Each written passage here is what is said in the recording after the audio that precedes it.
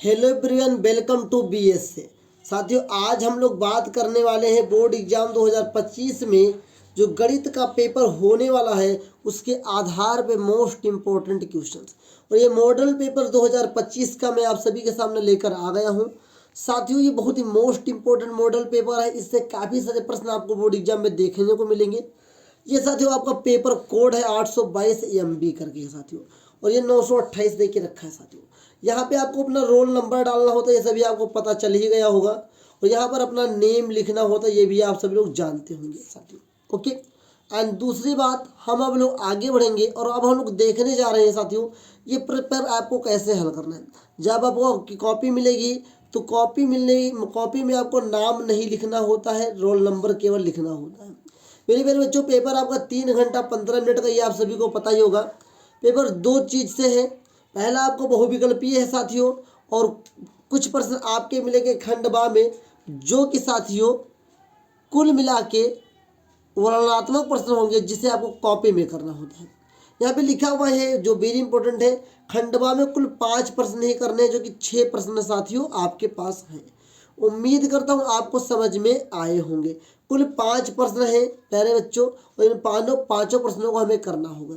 ये तो सारी चीज़ें आप लोग जानते होंगे, सारी चीज़ें मैंने आपका समय लिया कि उसको समझाने के लिए।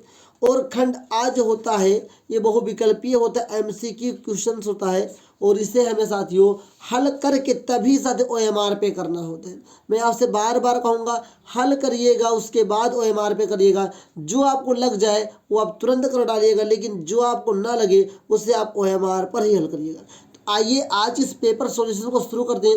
लेकिन अगर आप चैनल में पहली बार सब्सक्राइब कर लीजिए, इस वीडियो को शुरू से अंत तक देखिएगा, बहुत ही आपको सीखने को मिलेगा। आपके बोर्ड एग्जाम 2025 में इस पेपर से बहुत कुछ आपको मदद मिलेगा। तो आइए साथियों शुरू करते हैं आज इस क्लास। अब अगर हम बहुविकल्पियों को हल करते हैं, और सबसे पहला प्रश्न हमारे पास लिखा हुआ है साथियों, लासा 12, 21 देखिए 48 दे के रखा है। 12, 21 = 84 दिया गया है। मासा ज्ञात करना, मासा मतलब HCF ज्ञात करना है। तो एक सूत्र याद कर लीजिए, HCF बराबर होता है साथियों A×B/HCF होता है। मेरे बच्चों, A और B क्या होता है? A पहली संख्या होती है और B दूसरी संख्या होती है। HCF साथियों LCM निकालना है तो LCM होगा, LCM का मान साथियों कितना देखे रखा है? 84 देखे रखा है। तो 21 से कम 21 हो जाएगा प्यारे बच्चों, और 21 चौको 84 हो जाएगा। तो 12 साथियों 4 आया। 4 एक कम 4 हो जाएगा प्यारे बच्चों, और कितना हो जाएगा? 4 3 12 हो जाएगा। 4 एक कम 4, 4 3 12 हो जाएगा। तो हमारा HCF कितना आएगा प्यारे बच्चों? 3 आएगा, जो कि ऑप्शन नंबर A सही है। उम्मीद करता हूँ ये सवाल आपको समझ में आ गया होगा। जब भी आप बहुविकल्पीय को लगाएंगे, अगर आपको हल करने की ज़रूरत है तो आप हमेशा अपनी कॉपी के बाएं पेज पर ही रफ कार्य करिएगा, अन्यथा आपकी कॉपी में गलतियाँ ज़्यादा मिल सकती हैं। अब देखते हैं इसके अगले प्रश्न को। सर क्वेश्चन नंबर 2 लिखा हुआ है, यहाँ पर 2 लिखेंगे। वो लिखा हुआ है एक बक्से में 6 नीले। तो सर तो नीले कितने हैं? 6। 4 सफ़ेद, तो 4 सफ़ेद लिख लेंगे, 4 सफ़ेद। 8 लाल, लाल कितने हैं? 8। मतलब 6 नीले कंचे हैं, 4 सफ़ेद कंचे हैं, 8 लाल कंचे हैं। यदि से इस बक्से में से एक कंचा या दृश्यन मतलब बिना देखे निकाला गया है, तो इस बक्से में नीले रंग से निकलने वाले कंचे की प्रायिकता होगी। ध्यान से देखिएगा, तो P नीले रंग की होने की बराबर, मैट्रिक बताता हूं। ऊपर रखेंगे नीला निकालना, ऊपर लिखेंगे नीले कंचे की संख्या, नीले कंचे की संख्या बटे कुल कंचे। मेरे प्यारे बच्चों, नीले कंचों की संख्या कितनी है? तो 6 है। कुल कंचे कितने? 6 4 10 8 18 है। सो काटेंगे, 2 3 6, 2 9 18 कटेगा, 3 एक कम 3, 3 3 9 कटेगा। तो ऊपर आया 1, नीचे आया 3। तो मैं कहूँगा कि हमारा साथियों नीले रंग की जो कंचा है निकलने की प्रायिकता जो होगी 1/3 होगा। उम्मीद करता हूँ ये आपको समझ में आया होगा। तो देखते हैं कौन सा ऑप्शन सही है। ऑप्शन नंबर आपका C सही है। उम्मीद करता हूँ ये आपको समझ में जरूर आया होगा। और देखते हैं इसका साथियों हम लोग तीसरा प्रश्न क्या लिखा हुआ है? तीसरा प्रश्न साथियों लिखा हुआ है, किसी बारंबारता बटन के बहुलक तथा माध्यक क्रमशः देके रखे हैं, माध्य निकालना है। मैं एक सूत्र बताता हूँ, इसको याद कर लीजिए, इसके आधार पर एक प्रश्न जरूर आता है। बहुलक बराबर साथियों होता है 3 माध्यक, ध्यान दीजिएगा, 3 माध्यक माइनस 2 माध्य। ये सूत्र याद कर लो प्यारे बच्चों। ओके, अब देखिए बहुलक यहाँ पर कितना देके रखा है साथियों? 42, तो हम 42 रख लेंगे बराबर 3 गुणे माध्यक कितना देके रखा है साथियों? 38 देके रखा है, तो 38 रख लेंगे माइनस 2 माध्य हो जाएगा। चूंकि हमें माध्य निकालना ही है साथियों, तो हम लोग इसको इससे गुणा करेंगे तो क्या हो जाएगा? 42 बराबर 3 और 24 के 4 हाथ से लगाएगा साथियों 2 आ जाएगा, 3 3 9 2 11 हो जाएगा, माइनस 2 माध्य हो जाएगा प्यारे बच्चों। अब हम लोग क्या करेंगे, इसको इधर लाएंगे तो माइनस में हो जाएगा, तो हम कह सकते हैं साथियों कि -2 माध्य बराबर 42 माइनस 114, तो -2 माध्य बराबर हो जाएगा। जब से तो 4 में से 2 जाएगा तो 2 बचेगा प्यारे बच्चों, 11 में से 4 जाएगा तो 7 बचेगा। बड़ी संख्या माइनस में है तो ये माइनस लग जाएगा, माइनस से माइनस कट जाएगा प्यारे बच्चों, 2 से काटेंगे, 2 1 कम 2, 2 3 6, 2 6 12, तो हम कहेंगे साथियों कि माध्य कितना हो जाएगा? माध्य बराबर 36। ये आपका आंसर। हम थोड़ा सा ध्यान देंगे, यहाँ पे 38.1 देख के रखा था, सवाल यहाँ पे गलत छपा हुआ था, तो यहाँ पे साथियों कितना हो जाएगा प्यारे बच्चों? 38.1 रखेंगे, यहाँ रखेंगे 38.1 साथियों। तो जब हम लोग साथियों 38.1 रखेंगे तो 114.3 आ जाएगा। क्या आ जाएगा? 114.3 आ जाएगा, तो यहाँ पर 0.3 लग जाएगा। जब 0.3 लग जाएगा प्यारे बच्चों, जब इसमें से हम कितना घटाएंगे? 42 घटाएंगे प्यारे बच्चों, तो यह जाएगा 72.3। कितना हो जाएगा? 72.3। अब ये सवाल आपका सही हो जाएगा, इतना हम थोड़ा सा काट देंगे, फिर से लगा लेंगे, तो जगह साथियों -2 माध्य बराबर हो जाएगा, ये 42 इसमें घटाएंगे तो हो जाएगा 72.3 प्यारे बच्चों।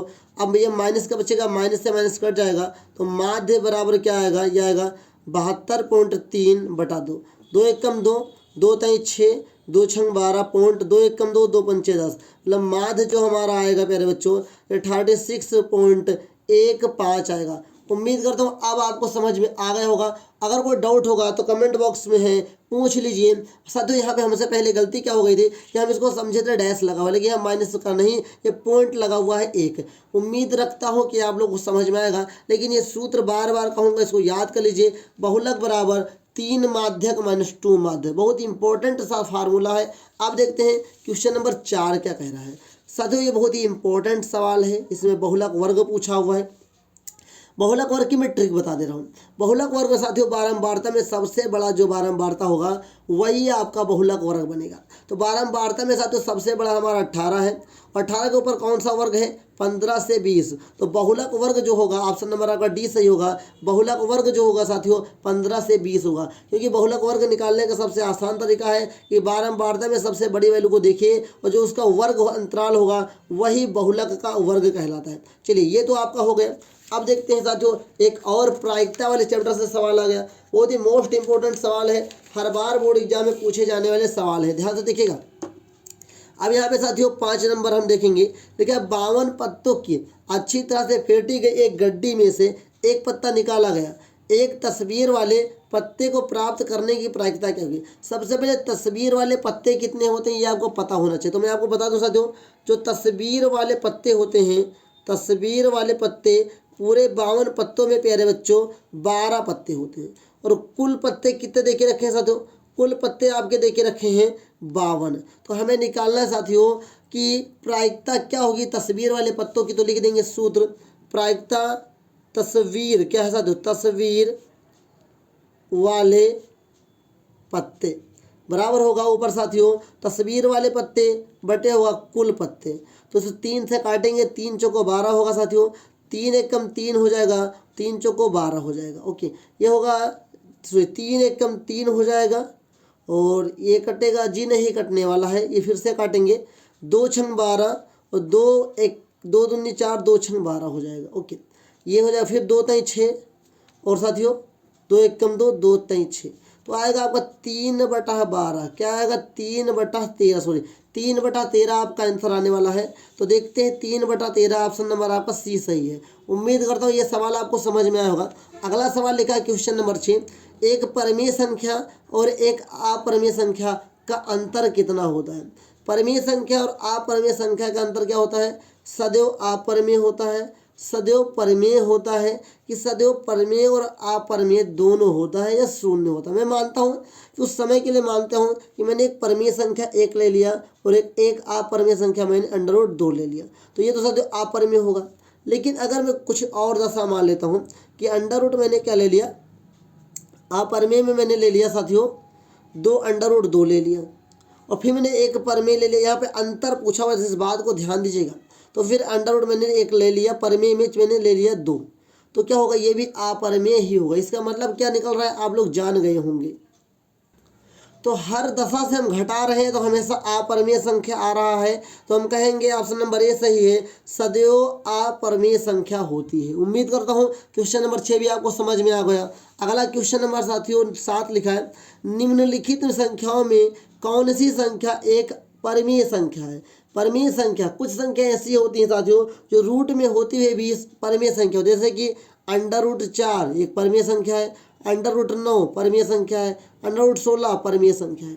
यह साथियों √2 गुणे √2 भी एक परिमेय संख्या है, क्योंकि साथियों रूट से रूट कट जाएगा, ये 2 बचेगा। तो कुछ ऐसी संख्या है जो रूट में उनका वर्गमूल निकल आता है, उसे क्या कहते हैं, परिमेय संख्या कहते हैं। तो ये अपरिमेय संख्या, इसे हम काट देंगे, ये नहीं हो सकता, ये भी नहीं हो सकता, और ये आपका क्या है, परिमेय संख्या है। बिकॉज क्योंकि ये मैं आपको बताने जा रहा हूँ, ये क्या लिखा है, a + b एक ब्रैकेट में है, एक ब्रैकेट में a - b है। इसका सूत्र होता है a² - b² होता है। तो मतलब क्या होगा, √5 का होल ऑफ स्क्वायर माइनस √7 का होल ऑफ स्क्वायर। तो 5 का स्क्वायर, ये 5 हो जाएगा, ये 7 होगा, बराबर -2। तो -2 क्या है, परिमेय संख्या है। ये नहीं बोला कि धनात्मक परिमेय संख्या, केवल परिमेय संख्या बोला है। तो ऑप्शन नंबर आपका सी सही है। उम्मीद करता हूँ आपको क्वेश्चन नंबर 7 भी समझ में होगा।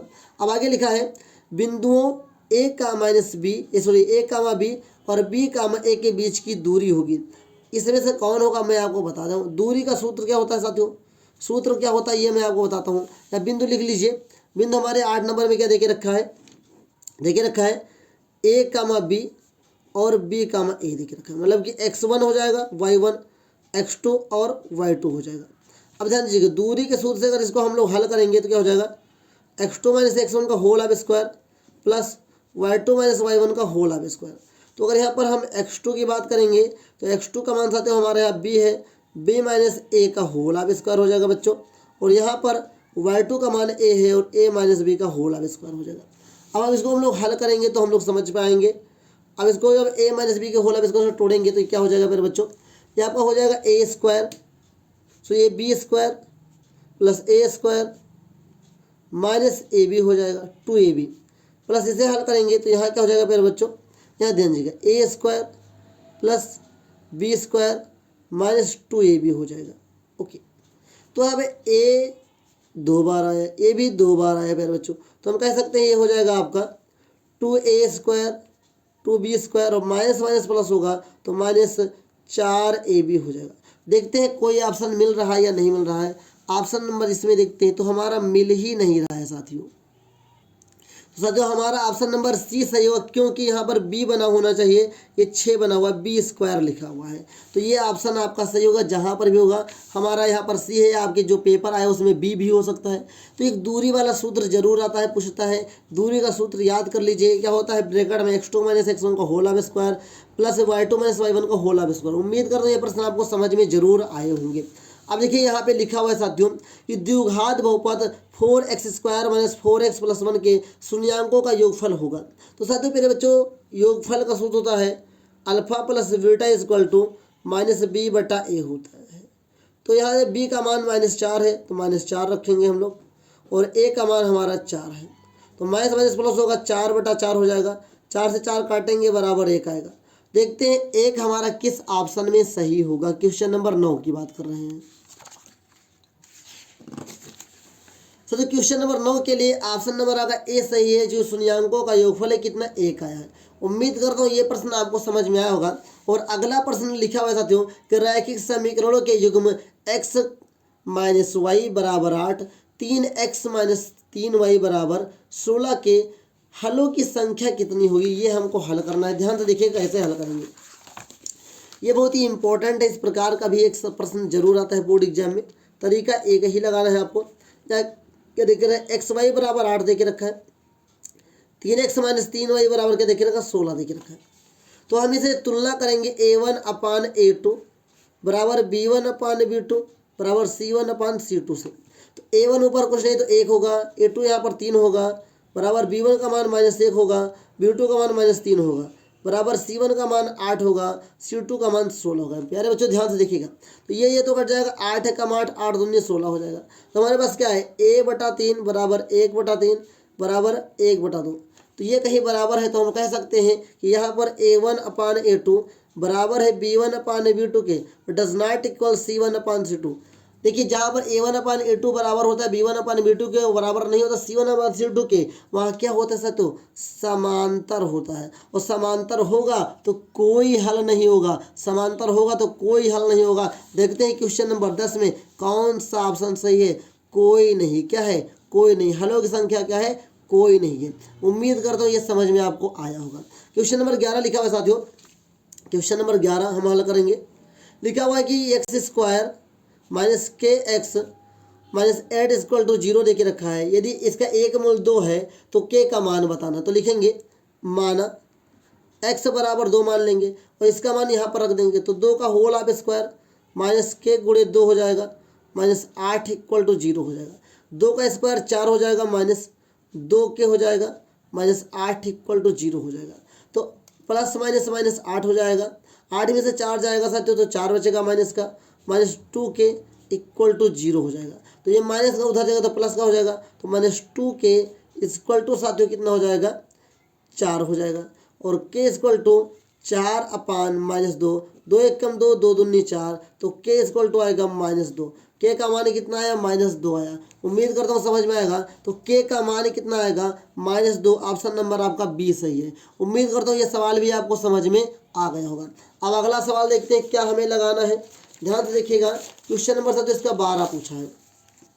क्वेश्चन नंबर 12 लिखा हुआ है साथियों, देखा है समांतर श्रेणी 10,7,4 डॉट डॉट डॉट का 20वां पद क्या है। तो जहाँ वह लग जाए, मैं ट्रिक बता रहा हूँ, ये n का मान होता है, पहला a का मान होता है। तो a बराबर साथियों 10 देके रखा है, d बराबर निकाल लेंगे तो 7 माइनस 10 हो जाएगा, क्योंकि d का सूत्र होता है a2 माइनस a1। तो d बराबर क्या आएगा, -3 आएगा। तो n का मान कितना देके रखा, 20 देके रखा साथियों।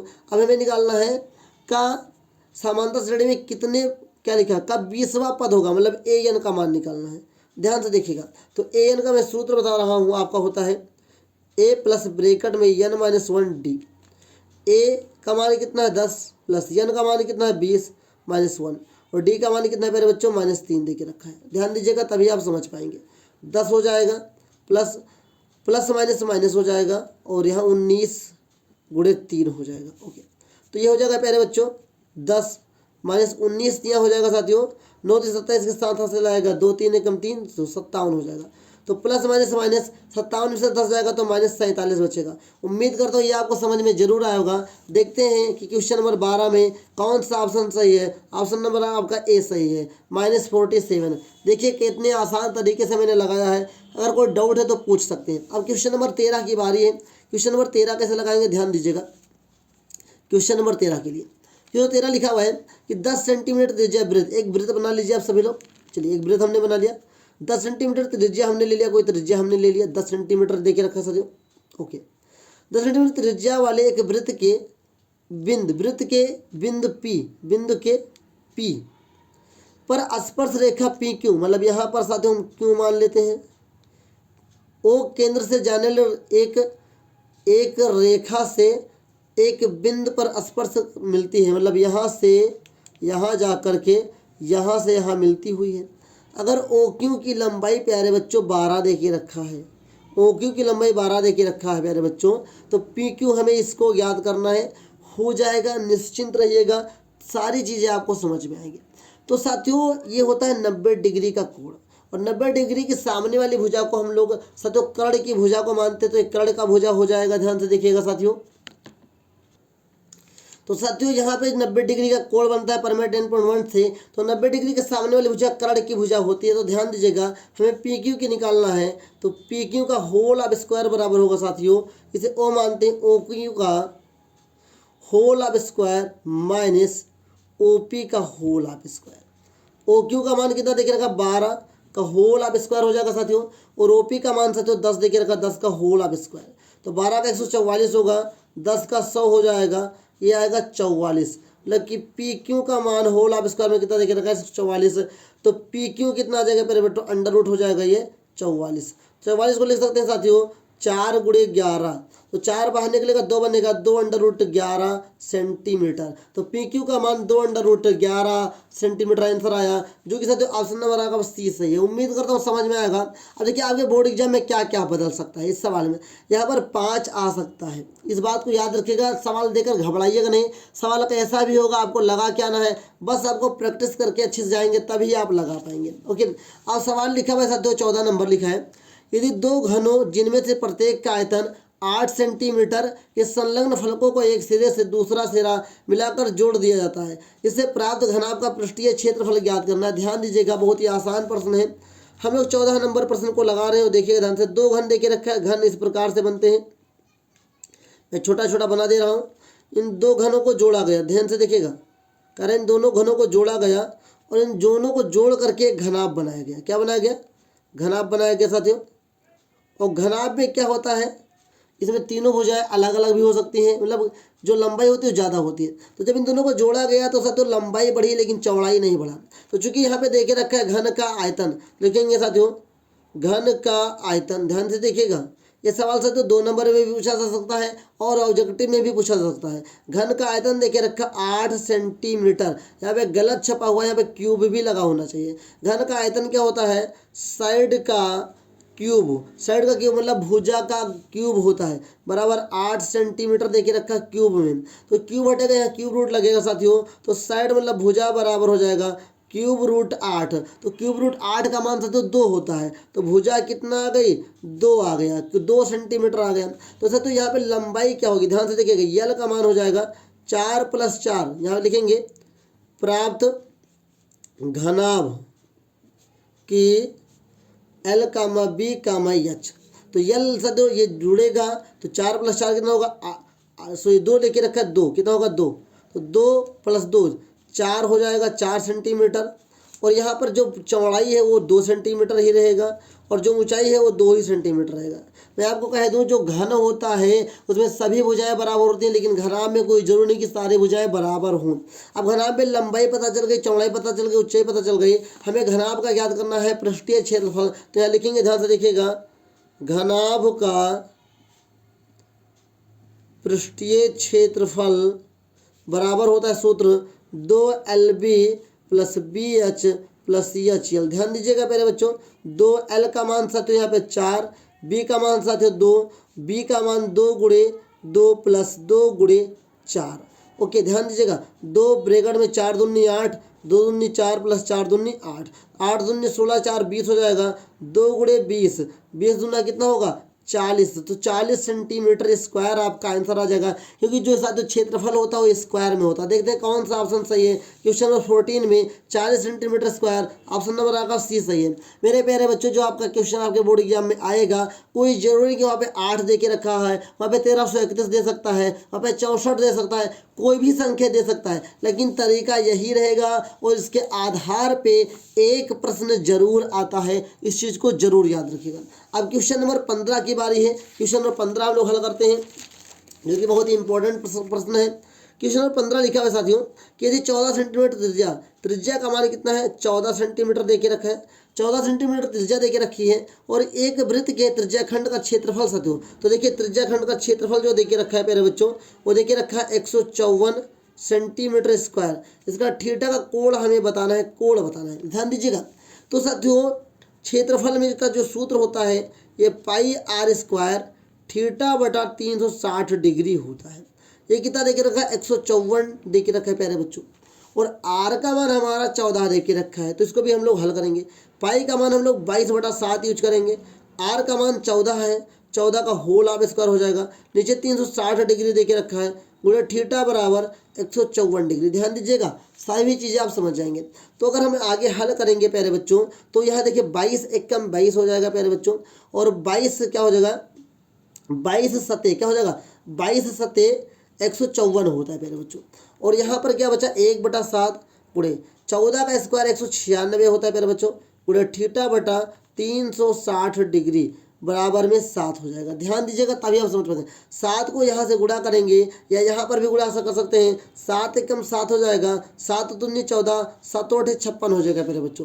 तो हमारे पास क्या बचा, 28 गुणे थीटा बटा 360 डिग्री बराबर में 7 बचा।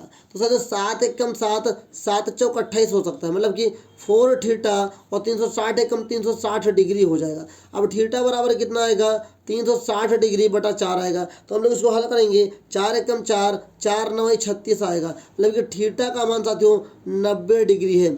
उम्मीद करता हूँ ये आपको सवाल समझ में आया होगा। बहुत ही आसान प्रश्न है, बस प्रैक्टिस के ऊपर ये प्रश्न आप लगा पाएंगे और इससे संबंधित एक न एक प्रश्न जरूर आता है, बस वहाँ पे मान बदला जा सकता है। अभी त्रिज्या का मान कुछ दूसरा आ सकता है, जैसा तो यहाँ पे ये क्षेत्रफल ही निकालने के लिए आ जाए, त्रिज्या दे दे कोण दे दे। तो अगर आपको सूत्र याद है, ये साथियों त्रिज्या खंड निकालने का सूत्र है, अच्छी तरीके से याद कर लीजिए, बहुत ही मोस्ट इंपॉर्टेंट क्वेश्चन है। आइए साथियों आगे बढ़ते हैं और देखते हैं कौन सा ऑप्शन सही है। तो क्वेश्चन नंबर 15 में साथियों ऑप्शन नंबर आपका 20 सही है, यहाँ पे 90 डिग्री आपका आ गया है। अब देखिए साथियों क्वेश्चन नंबर 16 में से देखिए इसका मान निकालना है। तो साथियों हम निकालेंगे 2 गुणे साइन 30 का मान 1/2 होता है, गुणा कॉस 30 का मान अंडर रूट साथियों 3/2 होता है। ये 2 से 2 कट जाएगा तो हमारे पास बचेगा अंडर रूट 3/2। तो अंडर रूट 3/2 किस ऑप्शन में सही है, ऑप्शन नंबर आपका डी सही है। उम्मीद करता हूँ ये भी आपको समझ में आ गया होगा।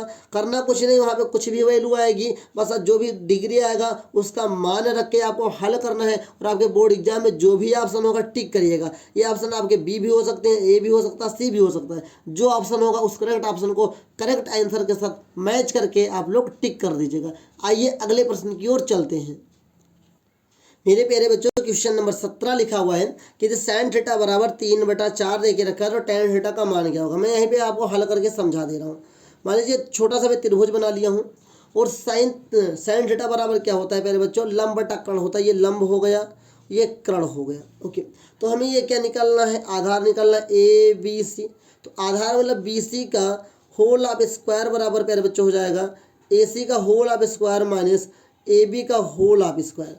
ए सी कितना देख रखा, 4 का होल ऑफ स्क्वायर माइनस 3 का होल ऑफ स्क्वायर, मतलब 4 चौक 16 माइनस 3 त्रिक 9 बराबर कितना आएगा मेरे बच्चों, ध्यान दीजिएगा ये 7 आ जाएगा। तो ये हो जाएगा बी सी बराबर अंडर रूट 7। ये देखिए कितना रखा था, बी सी का होल ऑफ स्क्वायर 7 आया था, स्क्वायर हटेगा तो रूट लगेगा, तो ये कितना हो गया, अंडर रूट 7 हो गया। ध्यान दीजिएगा, उम्मीद करता हूँ ये आपको समझ में जरूर आ गया होगा। तो जाके सर टैन थीटा बराबर क्या होता है, टैन थीटा बराबर होता है साथियों लंब बटा आधार, मतलब कि 3/√7 आएगा। तो ऑप्शन नंबर आपका ए सही है। उम्मीद करता हूँ समझ में आया होगा। जो मैंने क्वेश्चन नंबर 17 समझाया है हल करके छोटे से समय में छोटे से जगह में, वो भी आपको समझ में आया होगा। ये सारे प्रश्न इंपॉर्टेंट हैं, बहुत ही इंपॉर्टेंट है, बस आप प्रैक्टिस करेंगे तभी आप इसको लगा पाएंगे। अब अगला सवाल देखिए, क्वेश्चन नंबर 18 देके रखा है कि इसका मान क्या होगा। बहुत ही आसान प्रश्न है, अगर आप घर पे भी प्रैक्टिस करेंगे तो इस प्रश्न को लगा पाएंगे। मैं आपको समझा रहा हूँ, ध्यान से देखिएगा इस प्रश्न को। क्वेश्चन नंबर 18 को लगाएंगे, कॉसेक को पहले तोड़ेंगे साथियों तो 1/sin a में टूटेगा, प्लस कॉट को तोड़ेंगे तो cos a साथियों sin a में टूटता है। ओके, गुणा ये हो जाएगा 1 - cos a देके रखा है। ओके, इसको साइन कॉमन ले लेंगे तो मेरे बच्चों sin a कॉमन हो जाएगा, ऊपर बचेगा 1 + cos a और यहाँ पर बचेगा 1 - cos a। इसको जब गुणा करेंगे तो हो जाएगा 1 - cos स्क्वायर a और नीचे हो जाएगा sin a। तो मेरे प्यारे बच्चों 1 - cos स्क्वायर बराबर होता है sin स्क्वायर a, वो अपान में ये हो जाएगा साथियों sin a। sin square a का मतलब हुआ साथियों sin a गुणे sin a और नीचे ये कितना हो जाएगा sin a। मेरे प्यारे बच्चों साइन से साइन कट जाएगा तो हमारे पास क्या बचेगा, साइन ए बचेगा, जो कि देखते हैं क्वेश्चन नंबर 18 के किस ऑप्शन में सही है। जो साइन ए आया है तो ऑप्शन नंबर आपका डी सही है। यहाँ पर साथियों इसका उल्टा सवाल भी आ सकता है, जहाँ पर सेक होगा और यहाँ पर साथियों टैन होगा। उम्मीद करता हूँ आप प्रश्न को लगाएंगे और अच्छी तरीके से लगाएंगे, बस आपको प्रैक्टिस करने की जरूरत होगी। अब साथियों यहाँ पर एक सवाल और हमारे पास बचा है, क्वेश्चन नंबर 19 है और क्वेश्चन नंबर साथियों 20 है, इसको भी हम लोग हल करते हैं। अब देखिए क्वेश्चन नंबर 19 लगाने जा रहा हूँ, बहुत ही इंपॉर्टेंट प्रश्न इस प्रकार के बन जाते हैं। मैं बार बार कहता हूँ कि डाटा बदल के भी सवाल आ सकता है, बस आप प्रैक्टिस करके जाएंगे तो आप लगा ले जाएंगे। लिखा हुआ साथियों 1 - tan स्क्वायर ए अपान 1 माइनस कॉट स्क्वायर ए का मान क्या होगा। ध्यान दीजिएगा, तो जब हम इसको बदलेंगे प्यारे बच्चों तो 1 माइनस क्या होगा साइन स्क्वायर ए अपान क्या होगा प्यारे बच्चों कॉस स्क्वायर ए हो जाएगा। अपान में जब हम यहाँ बात करेंगे, जब हम लोग कॉट को तोड़ेंगे तो क्या होगा, कॉट को तोड़ेंगे 1 माइनस कॉस स्क्वायर ए अपान प्यारे बच्चों साइन स्क्वायर ए हो जाएगा। यहाँ पर हम क्रॉस मल्टीप्लाई करेंगे तो ये हो जाएगा सर तो कॉस स्क्वायर ए माइनस साइन स्क्वायर ए अपान में ये हो जाएगा साथियों कॉस स्क्वायर ए। यहाँ पर जब इसको बदलेंगे तो ये हो जाएगा साथियों साइन स्क्वायर ए प्लस माइनस कॉस स्क्वायर ए और ये हो जाएगा प्यारे बच्चों साइन स्क्वायर ए। ओके, मैं यहीं पे इसको हल करूँगा, थोड़ा और जल्दी समझ में आएगा आपको।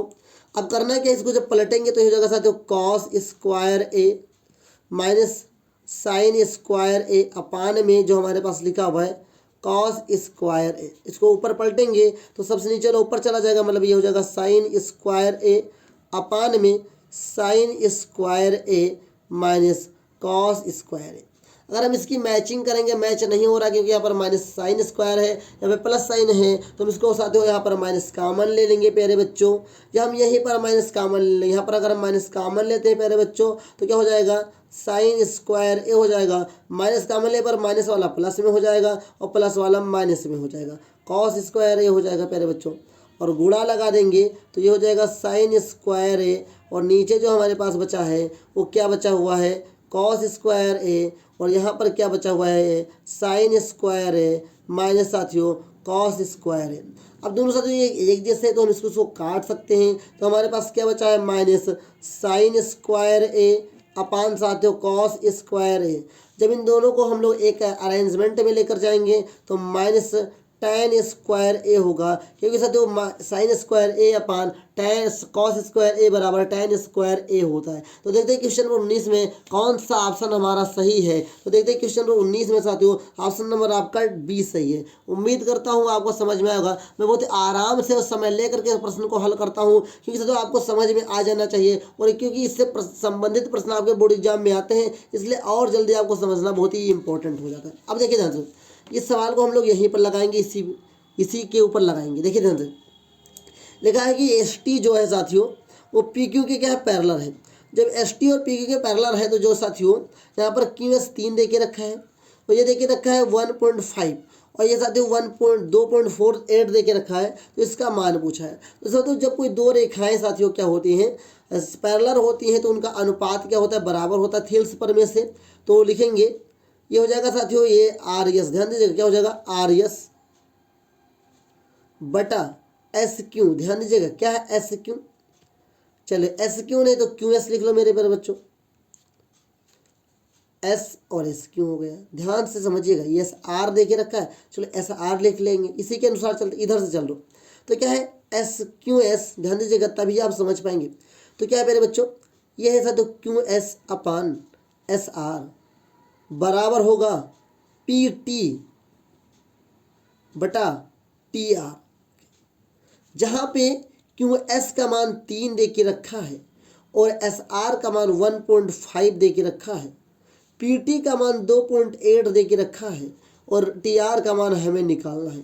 हो जाएगा प्यारे बच्चों, तो ये 1.5 है कम 1.5 दूना 3 हो जाएगा, तो हमारे पास 2/1 बराबर 2.8 बटा टी आर बचा। हम लोग बराबर है बराबर में काट सकते हैं, 2 1 कम 2 और यहाँ हो जाएगा 2 1 कम 2 2 चौको 8, तो टी आर 1 कम टी आर हो जाएगा प्यारे बच्चों, और 1 1 कम 1 मतलब कि 1.4 सेंटीमीटर।